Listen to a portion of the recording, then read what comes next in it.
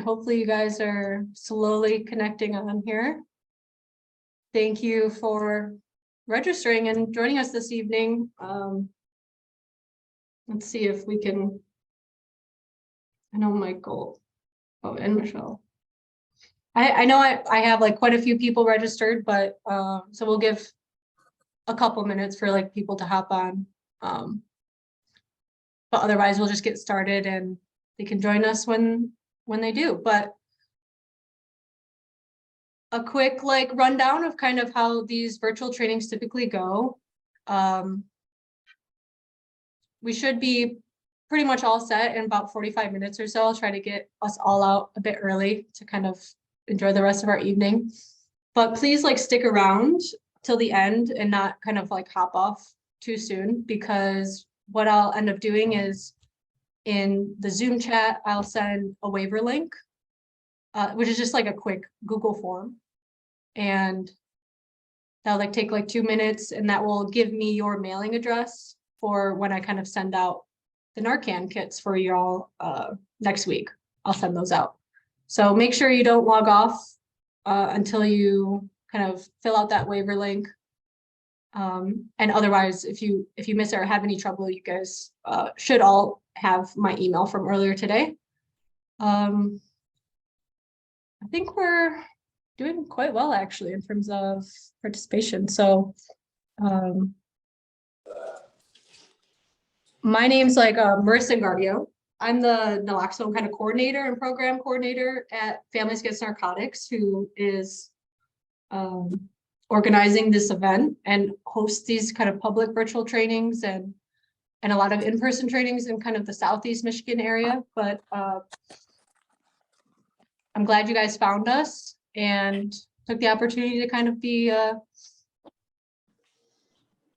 good like kind of community first responders and taking that step to kind of take care of each other with a really simple medication that has been saving lives every day in Michigan. So I think we can get started. I don't want to delay it too much. Like I said, about 45 minutes of lecture, and then make sure you just fill out that waiver link and stick around. We can do questions after. I have a great instructor who's kind of co-instructing this with me, Hemi here, and feel free to at any time unmute and ask questions during the training. I love kind of engagement, but you also, if you feel more comfortable just typing them in the chat, and I'll kind of keep my eye out for it. But I'm going to pass it along to Hemi and kind of get started. All right, guys, thanks for coming. Like Marissa said, my name is Hemi, like the engine. And to give you guys a little bit of background, I am finishing up my second year in medical school, and I also have 6 years in physical therapy working as a technician. So I have a good amount of experience working with a patient population that deals with opioids and stuff. So let me just share my screen here. And right on time, my dad literally knocked on my door and was like, "Hey, can I mop in here?" And I was like, "No, Dad. Yeah, Please don't." That'll happen. Exactly. All right, so we're doing Narcan training, also known as Naloxone, which is its generic name. Here's what we're gonna kind of go over. And why are you guys here? It's the opioid epidemic, right? We've all kind of heard about this one way or another. And it's an epidemic because according to the CDC in 2021, over 107,000 people had died related to drug overdoses, with the majority of those being involved with opioids. And so amongst those opioid overdoses, the vast majority of those were due to synthetic opioids with like fentanyl, and fentanyl being like the big kahuna when it comes to problems. So approximately 295 people die from drug overdoses daily. That is a lot of people, and that's about 12 people every hour. And opioid-related overdose deaths are actually the leading cause of deaths in the age group of 25 to 64, which is quite alarming. Okay, so people are dying so much. Why are people taking opioids? That's pretty counterintuitive, but honestly, they're an excellent pain medication, and it's used to treat moderate to severe pain, and it does it really, really well. When the FDA was peddling this drug from the get-go, they were using patient testimonials to really advertise how great this drug was. And, these people have chronic pain, crippling amounts of pain that would really get in the way of living their day-to-day lives. And they would come out and say, like, this is a godsend. But in a very cruel and twisted, they ended up coming out saying that opioids ended up ruining their lives because it has such a high dependency and abuse potential. And so, as somebody who's about to be a future doctor, even when it's prescribed by a doctor, it can be harmful. And that's something that you really have to keep in mind. So, common ones, the vast majority of these are going to be prescription. You get them from a doctor, including fentanyl. You can get from a doctor. So, things like morphine, you're going to see in an acute care setting, you're going to see in the ER, surgery, palliative care, hospice. And then you also have the oral doses that you can do outpatient. So it's going to be your oxy, hydrocodone, tramadol. Codeine, you can often see in like cough syrups, and then methadone you use as like a bridging therapy for people who want to get off of opioids but are deathly afraid of withdrawal, because that can be extremely terrible physically, and it can also sometimes end up killing people. Heroin, obvious opioid, it's an illegal derivative of morphine. It's an injectable. But the big kahuna, like I said before, is fentanyl nowadays. Now, I've seen my brother on morphine after like a really extensive knee surgery, and he was out of it. And to think that there's something 50 to 100 times more potent than that out there is extremely alarming. But you can still get it, you can still have it safely administered by a physician. And those are not the situations that we're talking about when we talk about overdose, right? It's the ones, it's the fentanyl that's illicitly made and then somehow laced in these other substances like cocaine, counterfeit pills, methamphetamine, whatnot. And the people who buy these drugs don't know that there's fentanyl in them. And from what I've heard, I have to look up the study. You want to err on the side of caution when you buy street drugs nowadays. A lot of it is laced with fentanyl. And it accounts for 65% of drug overdoses, all drug overdoses, not just opioids.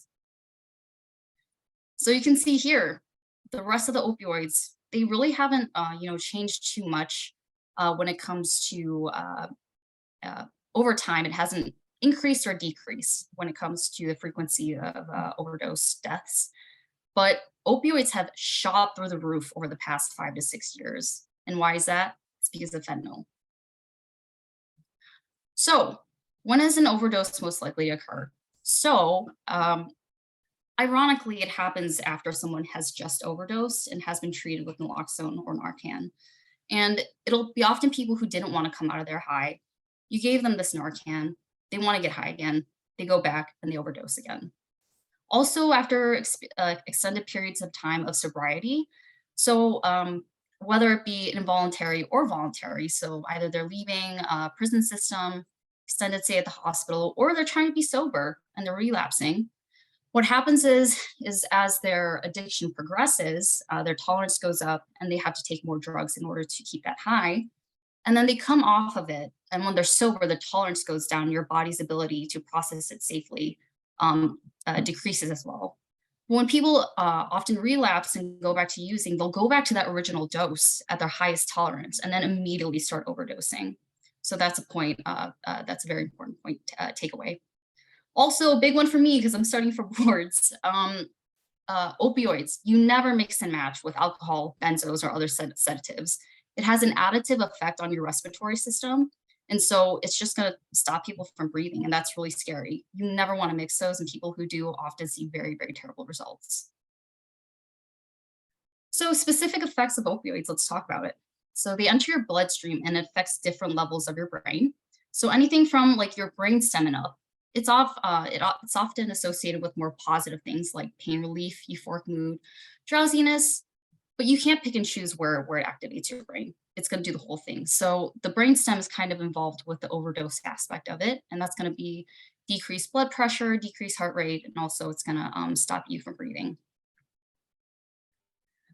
So it's really important for us to talk about the stages of an overdose. The more opioids you take, or the quicker that you take them, it's going to worsen any sort of slow or shallow breathing. So if you stop breathing, what happens? Your brain stops working, and then you lose consciousness, and then your breathing stops. But good enough, Narcan is really, really great at still reversing overdose here.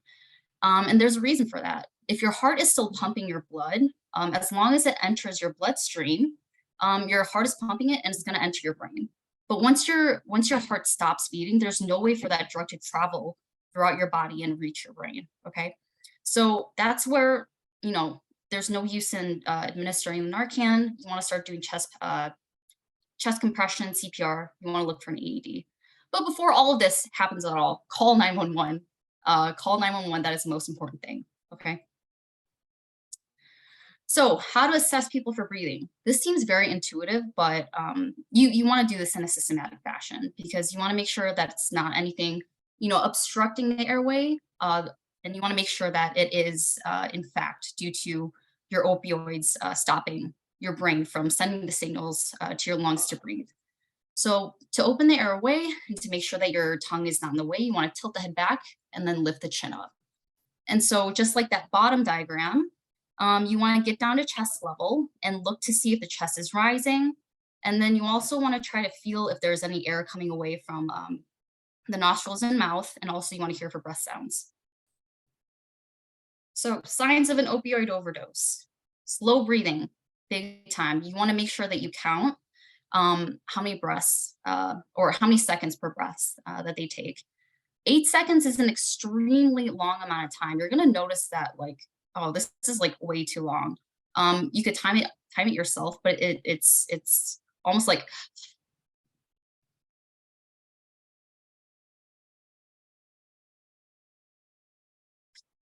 it's like that. It's so long, and you'll notice it. The breaths will also be very shallow, and you'll get like a very characteristic, deep, rattling, snoring sound as well. And that's pretty common. If somebody is not breathing, that's also a sign of opioid overdose. And this is more of a late stage overdose kind of sign. They're either going through respiratory or cardiac arrest, and the prognosis is a little bit worse. Hopefully, the EMTs are on the way. Other signs, being unable to stay awake or if they're unresponsive. Before you give somebody Narcan, you want to make sure that they're actually unable to stay awake and they're actually unresponsive. It's not going to do anything terrible. Like it's pretty safe to give anyone. You can give it to children, you can give it to babies. It's fine, but you also don't want to waste that dose of Narcan.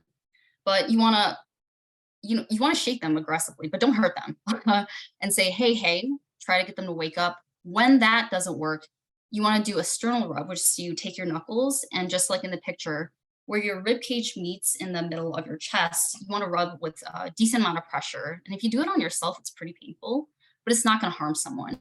That's a good indication if they don't wake up from that, that they're unresponsive and they're unconscious. Another sign, hypoxia. They're going to have blue lips and fingertips. They're not getting enough oxygen, and a slow or absent pulse. Take about 5 to 10 seconds trying to figure out if they have one. This can be kind of hard. I'm in med school and I can barely figure out what some of my partners' like pulses are, and I've been practicing this for quite a while.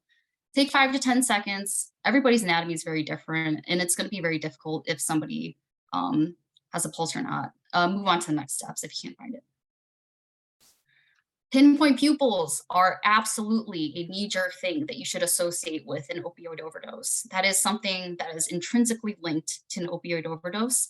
So when you're evaluating someone, like another situation where you can get pinpoint pupils is if you shine a light directly into somebody's eyes. Anybody's pupils will immediately start shrinking if you do that.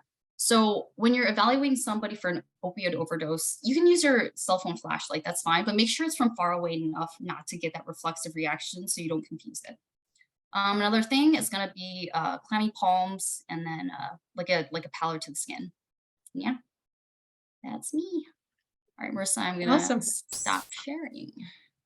Okay, so that was essentially kind of how we identify that an overdose is happening. So a quick review being kind of those main 3 signs is slow, abnormal breathing.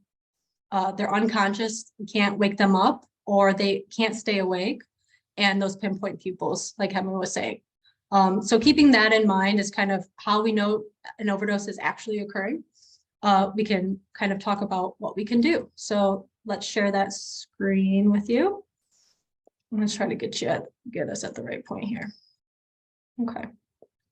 And also, again, feel free to not be shy and ask any questions that you may have in the chat or unmute. May I ask a question real quick? Yeah. This is Jim Shelton. So if we, use Narcan and we start chest compressions, is that a possibility for that to start going through the system? If they don't have a heartbeat? Right. So I think in theory that makes like a conceptual sense if we think about physiology is, but the only thing that I've had kind of confirmed is studies out of like the American Heart Association. They released some 2020 guidelines and they were pretty clear that there's like little to no reported cases of confirmed cardiac arrest, Narcan administration, and then the person woke up out of the cardiac arrest. Because essentially it's, if the heart's already stopped, it's not the Narcan that's going to restart their heart. It's a shock with an automatic defibrillator. And so we can give them Narcan, it's not going to hurt if they're already kind of in that late stage where their heart is kind of already stopped beating. And Narcan can't hurt. You can kind of just to kind of cover our bases in case we're mistaken about that. But that kind of higher level first aid like AED and CPR is kind of what is just going to stabilize them until they can get kind of higher levels of care in the hospital. Okay. Sound good? Thank you. All right. Yeah. Yeah, of course. Great question. All right. Spin me. So speaking of Narcan, Naloxone, like Hemi said, is kind of the generic form of this medication. It was created in the 1970s, actually. It's been around for a really long time. But of course, its relevance has kind of increased over the years as we've seen with this opioid epidemic. And naloxone comes in a lot of different forms. I mean, it's used in a lot of clinical settings, EMS, paramedics, and hospitals and ERs especially have naloxone on hand, typically through IV like administration. So very different kind of form and dosage. But there is a nasal form and an intramuscular form. Intramuscular, kind of like an EpiPen, is less common, especially in Michigan, because we have some great teams up at the Michigan Department of Health and Human Services who've invested a lot of money to get us the nasal spray, because the nasal spray is quite easy to use and it's just as effective as kind of a injection into the muscle. So that's what we have access to for the majority of our state. But when they were kind of designing and creating this form of naloxone, so Narcan, the brand, like kind of the manufacturers, they had community use in mind. So they were imagining people who were the first people to identify someone was overdosing and calling 911 to be able to have this on hand and to administer it easily. So they made it as easy as possible with just a nasal spray up the nose. And they made the dosage a certain way so that it's a bit stronger of a dose than maybe what EMS crews might use or start off with. But that's because we have no other help when we're kind of all by ourselves, still waiting on 911. So that 4 milligram per dose is a bit high, but quite effective. And typically 1 to 2 doses is all we need to kind of restore someone's breathing. And that's all this medication is doing, is just getting breathing back to normal. And we know that that lack of oxygen is kind of what's causing someone to deteriorate through their overdose. And so as long as we can restore someone breathing, get oxygen back in their body, get oxygen to their heart and to their brain, then we can essentially save their life by stabilizing them in that way. And typically a lot of people come back and make a really miraculous recovery relatively quickly, like within like 5-6 minutes. They're kind of awake and with kind of full consciousness, fully alert. That's not always the case, but that's how effective and kind of amazing this medication is.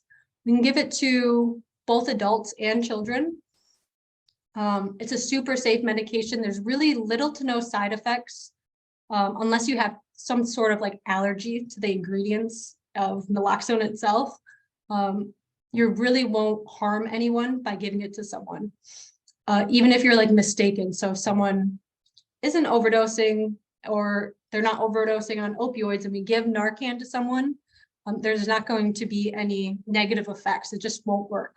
It only works if it is actually happening and they actually are overdosing on opioids. And so hopefully that kind of makes you feel better about carrying this and potentially giving this to someone, knowing that there's little to no harm, and really kind of only upside in that case. So doses, if we administer one dose, which is one spray, that dose typically can absorb into the body and start working within 2 to 3 minutes. And so that's how we kind of determine how much to give someone. You really can't give too much Narcan to someone, but you can certainly give it too quickly. And so we definitely want to keep in mind how much we're giving them and how quickly we're giving them. So we're starting off with one dose up one nostril and waiting those 2 to 3 minutes to see if that brings any signs of recovery. And if not, then we can consider a second dose. Same goes for considering a third or a fourth. There were studies that kind of took averages of how many doses are typically needed. And 2 doses covered 90% of the cases. And so 9 out of 10 times, 2 doses is all we need. And like 60% of the time, we really only need 1. The reason why we don't want to give it too quickly is because, especially for individuals who are dependent, so they take opioids a lot, right? It's not like their first time consuming opioids. Then typically when we give Narcan and we reverse kind of the overdose, they go into withdrawal. And if we can kind of reduce the effects and the severity of that withdrawal as much as we can by kind of giving Narcan, only as much Narcan as needed, then we can save that individual a lot of pain and suffering for that immediate experience. So keeping that in mind and knowing that each dose of Narcan kind of stays in our body for about 30 to 90 minutes. We hear a lot of cases with individuals receiving Narcan, they recover and they're fine, but they don't want to go to the hospital. They kind of want to get on with their day. And even without intaking any more opioids or using any more opioids, the Narcan wears off in half an hour. The opioids that originally caused the overdose are still in their system. And then they just rebind to the brain once that Narcan wears off, and they experience kind of a second overdose on those original opioids. So that's why, of course, we always push people to call 911 and encourage individuals to seek kind of medical oversight for like 2, 3, 4 hours in a hospital setting, so that when the Narcan and naloxone wears off, that's what they're essentially just monitoring to make sure that their breathing doesn't go back down, and they can kind of confirm that they are stably and safely out of the kind of danger. Okay. I do want to touch on the medication itself. Ideally room temperature, but the range of temperatures that it can be stored in is quite big, are quite wide. So it can actually freeze and thaw multiple times, and be completely and retain complete effectiveness. It doesn't like affect the strength of the medication. Heat and extreme high temperatures can, because it is a liquid medication, so it's a nasal spray.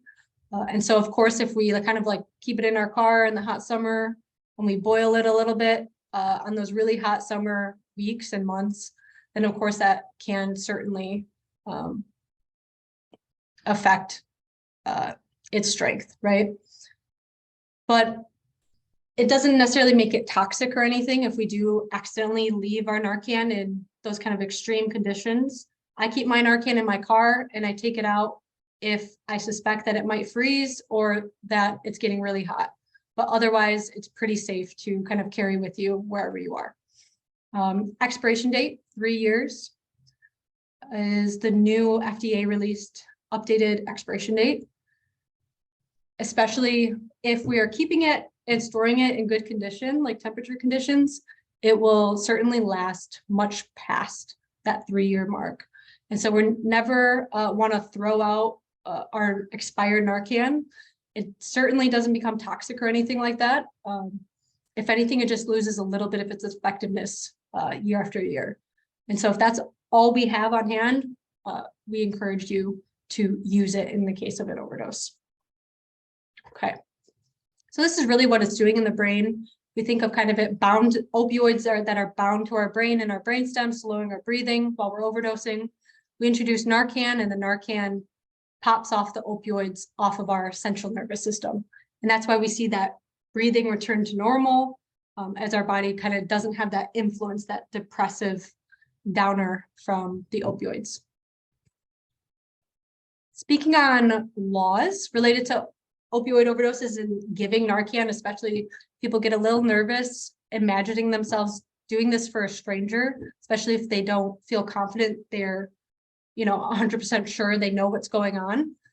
We talked about how it really can't hurt if we're wrong, but that kind of hesitation to take action in those cases kind of keeps people from using the Narcan that was designed for that specific situation, right? So to hopefully keep and put some minds at ease, Good Samaritan law covers Narcan administration. So you cannot be held civilly liable if we administer Narcan because we suspected an overdose. And certainly we will face 0 penalties or kind of danger from law enforcement if we call 911 for someone. So that includes the person who dialed 911 and the person who's overdosing, even if we have kind of in possession some controlled substances, some opioids on us. That Good Samaritan law is encouraging people to call 911 for a medical emergency, so that despite kind of fear of arrest. The House bill, we can't be held civilly liable, so no one can sue us after the fact if we give naloxone to someone. That includes businesses and staff and just regular civilians. So hopefully that puts some legal anxieties to rest.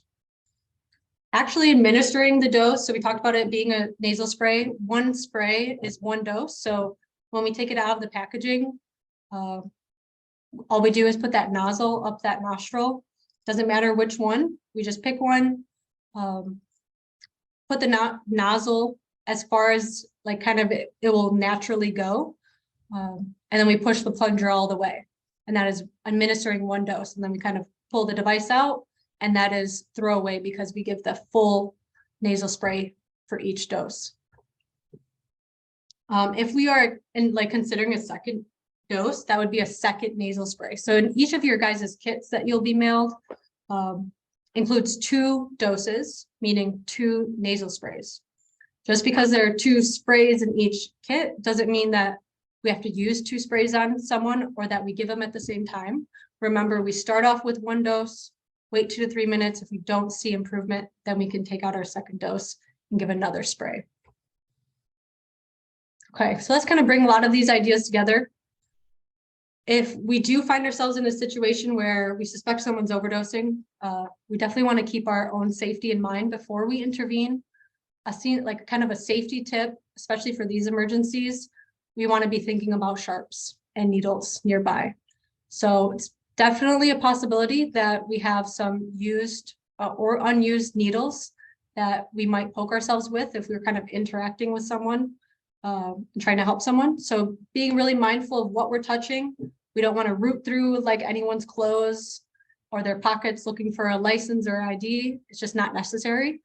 Kind of all we are doing when we touch someone is maybe shaking them awake, or maybe we're checking with a sternum rub or rubbing their chest, or we're tilting their head back. So it's as long as we're kind of being mindful of what we're touching, we're being safe.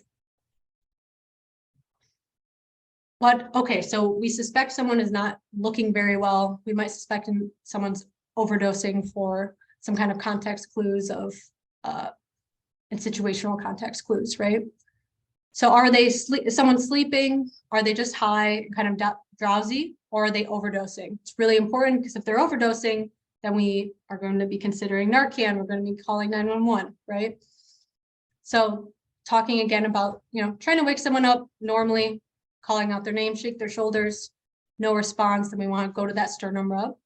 No response from that, or little to no response, then we kind of continue on and want to check out their breathing.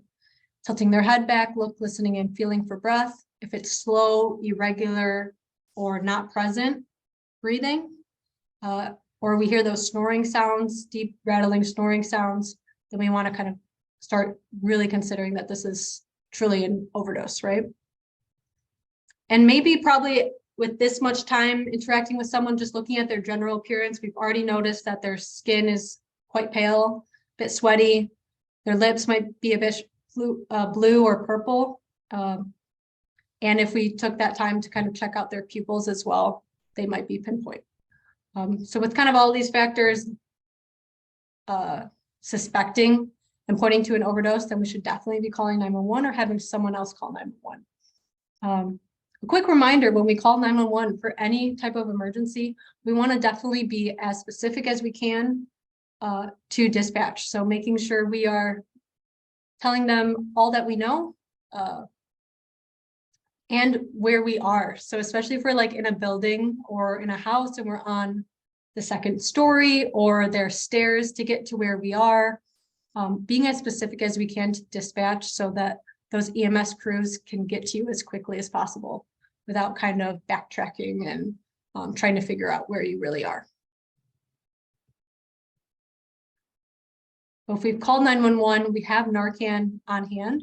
We want to just get out that first dose out of the packaging and spray it up one nostril. When we check their breathing, if they are still breathing, even if it's quite slow, shallow, abnormal, we can give that dose some time to work, those 2 to 3 minutes, right? And in the meantime, kind of roll someone on their side in what we call the recovery position. And that would just kind of be their knee supporting their body from rolling over onto their stomach and with their own arms kind of bent and supporting their head, kind of keeping their head straight.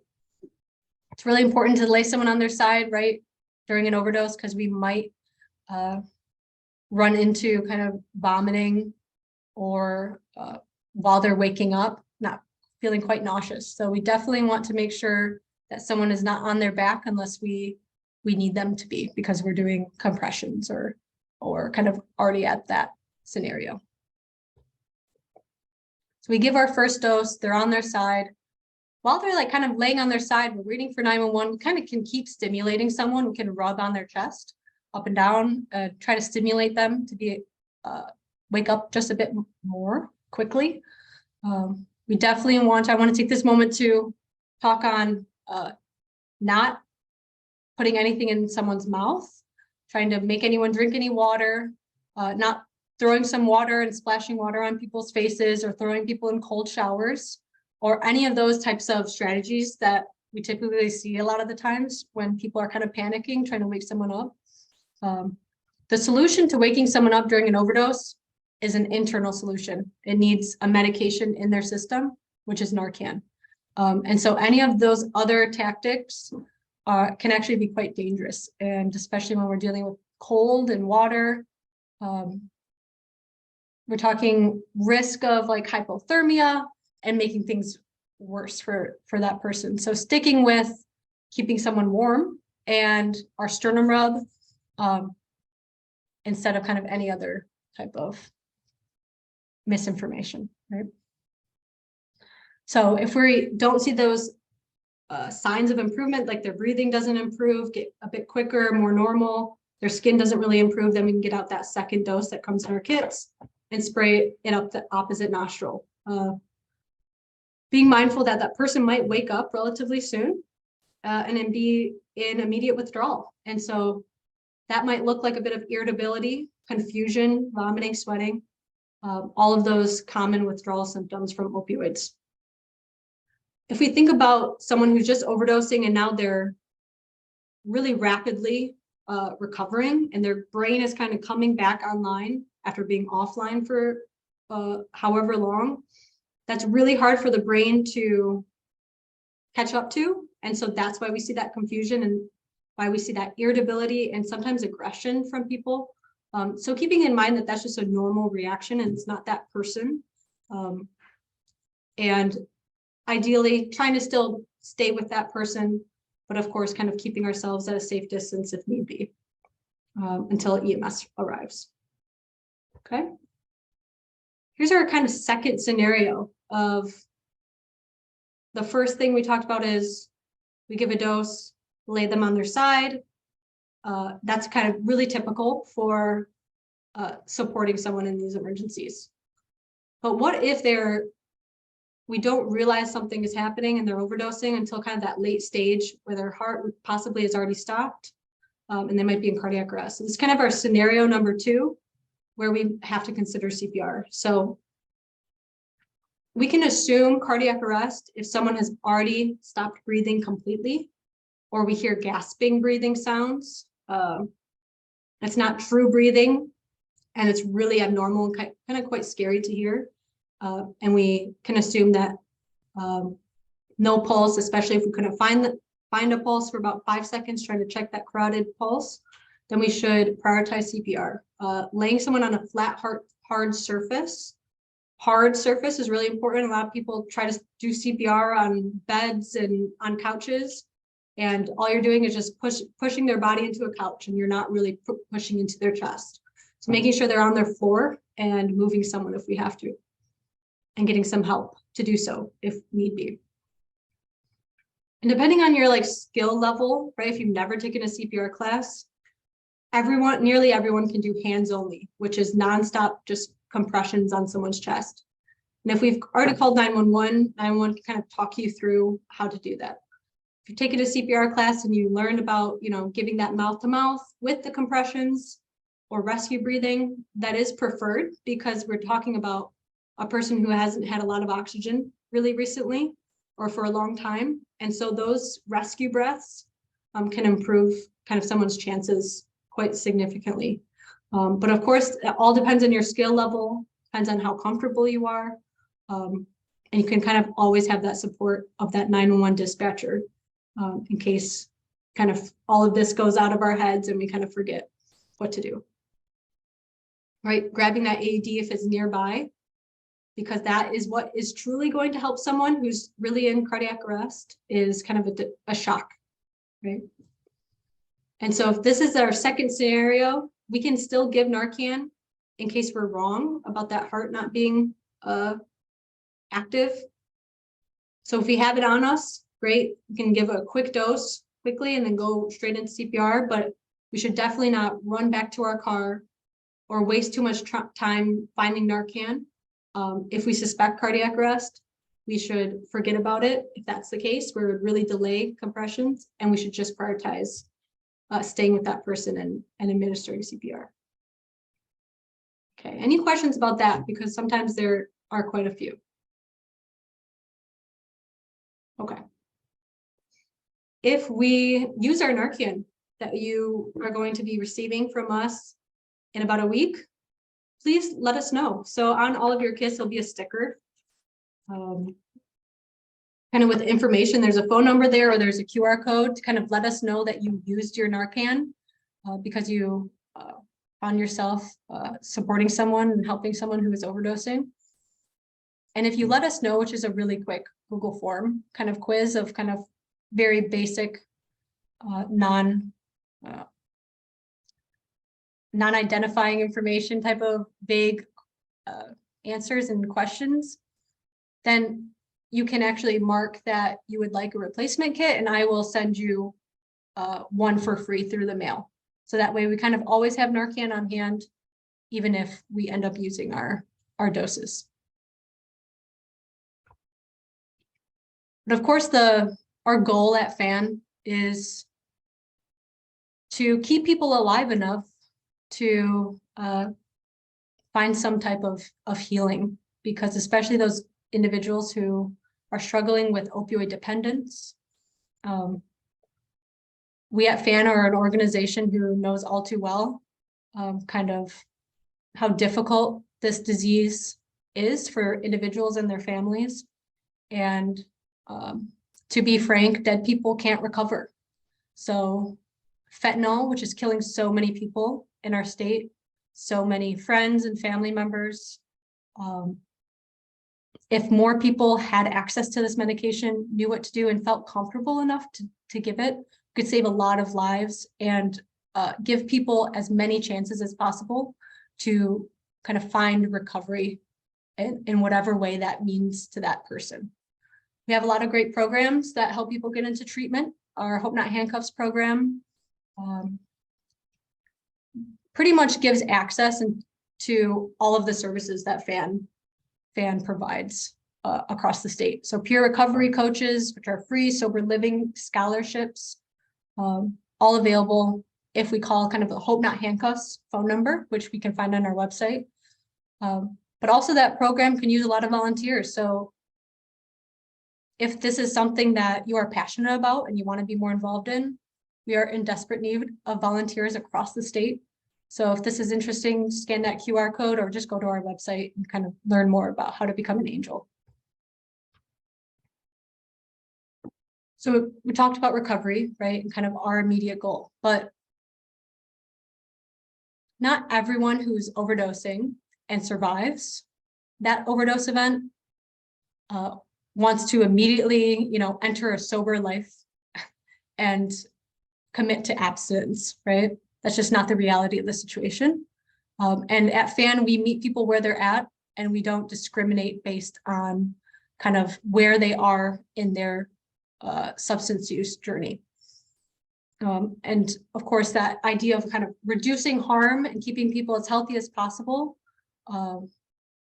is a really core value with us. And so some other kind of harm reduction tools on top of Narcan, which is a pretty big one, right? It's keeping people alive, are things like fentanyl test strips so that people can test their drugs and substances to see if fentanyl is present.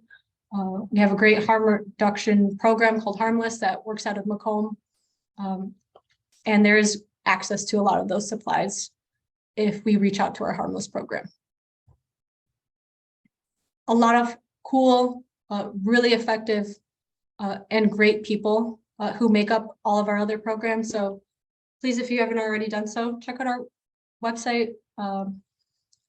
Tell families and friends to take these free naloxone trainings, and let's get Narcan into as many hands as possible. Any questions?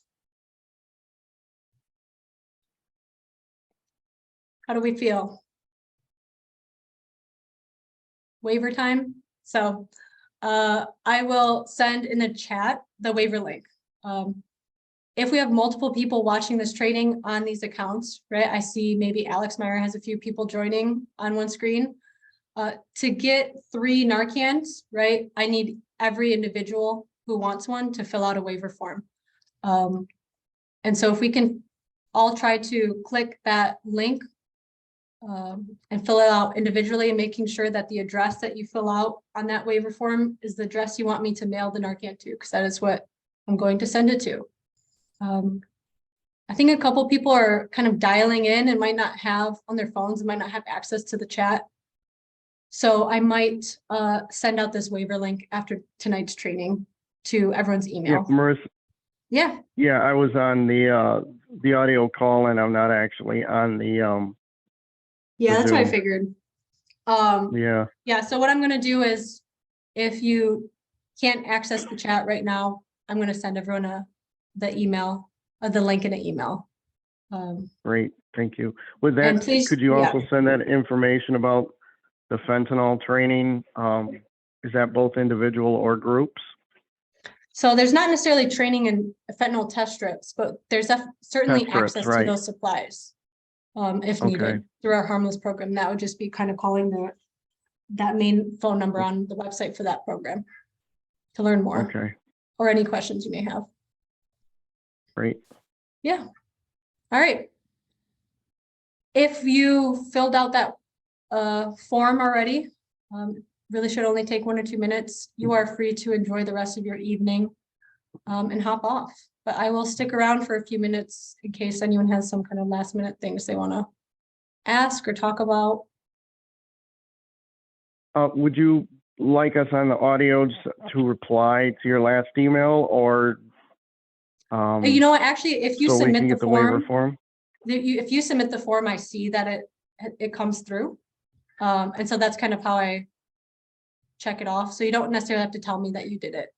I'm able to see that you when you submit it. But I'll actually send that right now.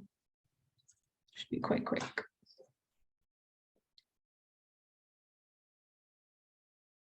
So Marissa and Hemi, not really a question, but just a comment. Thank you for what you're doing. Well, thank you. Unfortunately, I was unable to give this to my brother when he Hmm. committed suicide. So again, thank you for what you do, and good luck in the future getting this to many more people. Thank you. I appreciate that. And you Thank take you. care of yourself. You too. Thanks.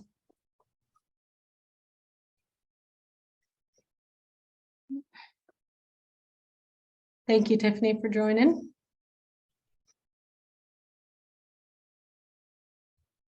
Okay.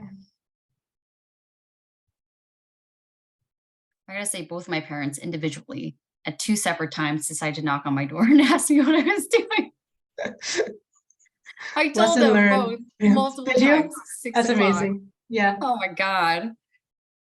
Freaking Love it. hilarious. Anyone else having trouble? Let's see. I can at least send it to you, Michael. Favorite link, email. That's me. Mm-hmm.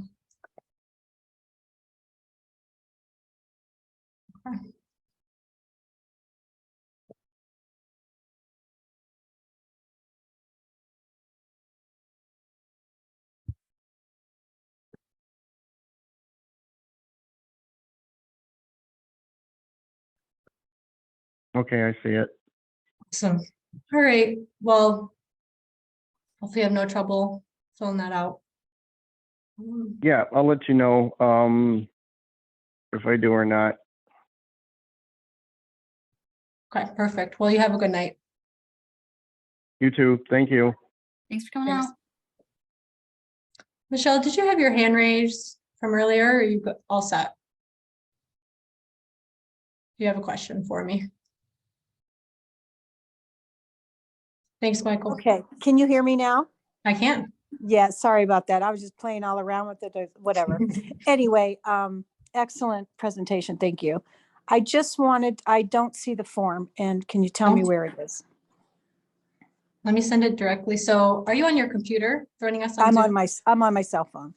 Okay, so I think if you, I'm gonna direct message you and hopefully you see a notification. Yes, I see it. Can you access, can you click on that link? Yep, did. Okay, perfect. Okay. And just go right there and do it. Yeah, if you submit it, then you should be all set. And if you have any concerns, you can just email me. Okay, thank you so much. I appreciate that. Thank you. Appreciate it. Okay, thank you. Thank you. Bye-bye. Bye.